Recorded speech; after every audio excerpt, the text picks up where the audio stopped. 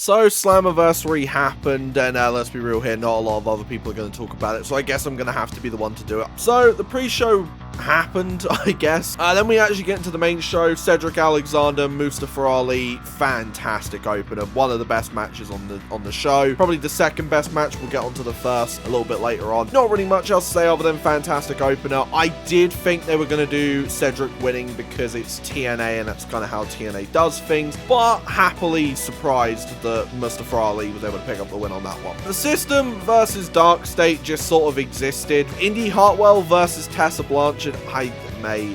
Indy winning was the right move. Not really much else to say on that one. Then we get title versus title, and look, I don't have any notes on this. I'm just going to say this. Look, right, I've given the benefit of the doubt when it comes to this TNA WWE partnership, and I understand that a lot of people are going to look at it from a business perspective. Having the belts on NXT people is a great way to promote the show. Like, you know what's an even better way of doing it? Having Masha Slamovich, your top women's wrestler, winning the NXT Championship and then being on NXT and then saying, hey, these TNA people, they're really, really good and you should watch them every Thursday on Access, whatever TV company they end up going to eventually, because apparently they're thinking of getting a better TV deal. But instead, you want the moment, you want WWE to have all of your belts.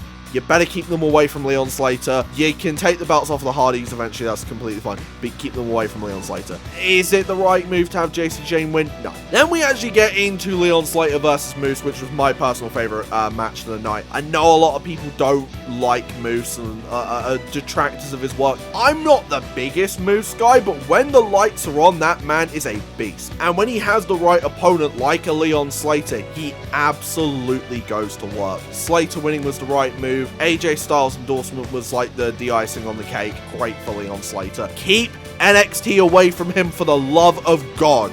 Tag team ladder match just existed. It was a good match. Hardys winning, I'm not a big fan of in Big 2025. And Team 3D versus the Hardys at Bound for Glory in Big 2025. What are we doing? And then the main event. Now this to me, this just shows you that TNA just doesn't know when to pull the trigger. Santana is like the most over dude, yet you don't pull the trigger because you want to keep the Trick Williams stuff going. Like at that point, audibles need to be called and you need to just put the belt on Santana. I'm sick of the TNA storylines every single year being heel gets the belt, babyface gets close but either gets screwed over or doesn't get the job done, builds themselves back up, and then in like 3 months time wins the belt. It happened with Joe Hendry, it happened with Josh Alexander, it kind of happened with Alex Shelley for a little bit. I'm kind of sick of it. Like, it was a fine main event, but my god, they don't know when to pull the trigger.